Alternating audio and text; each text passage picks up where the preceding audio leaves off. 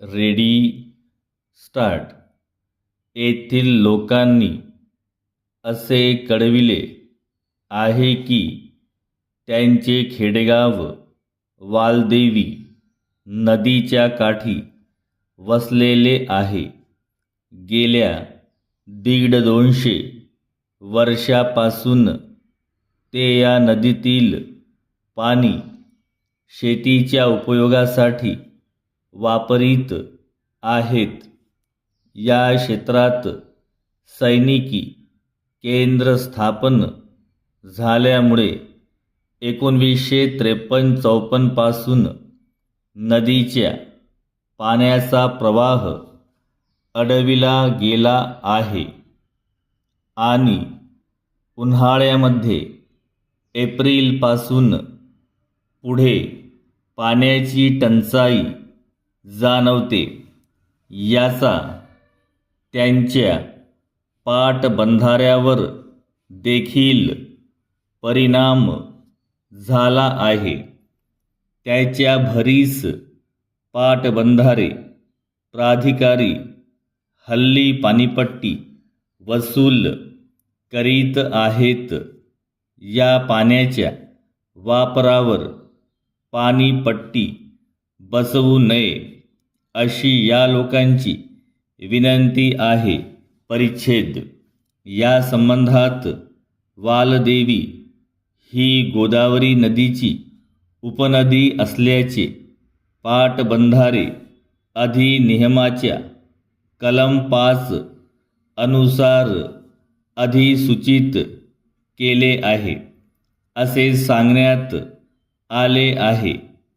एकदा नदी अधिसूचित झाली म्हणजे पूर्वीचे सर्व अधिकार नाहीसे केले जातात आणि पाटबंधारे विभागाकडून नदीचा पाणीपुरवठा नियंत्रित केला जातो.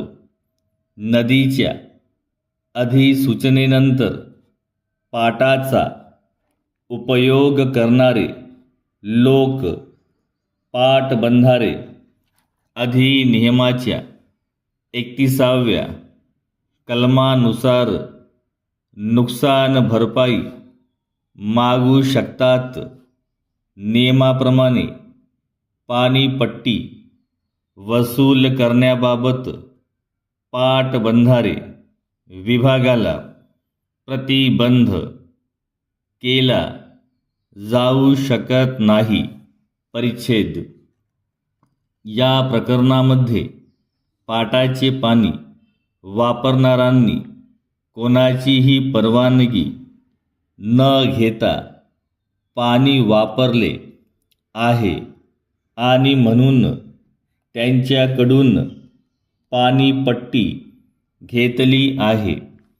आकार न भरता गावकऱ्यांनी पाणी वापरले हे खरे असेल, पण कार्यकारी अभियंता यांनी कळविल्याप्रमाणे लक्षात न राहिल्यामुळे त्यांच्यावर आकारणी झालेली नाही.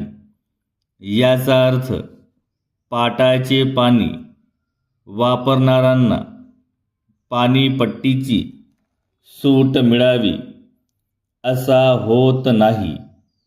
शिवाय ही जागा पद्मेश्वर धरणाच्या वर असून येथील पाणीपुरवठा कालव्याच्या पाण्याइतका चांगला आहे.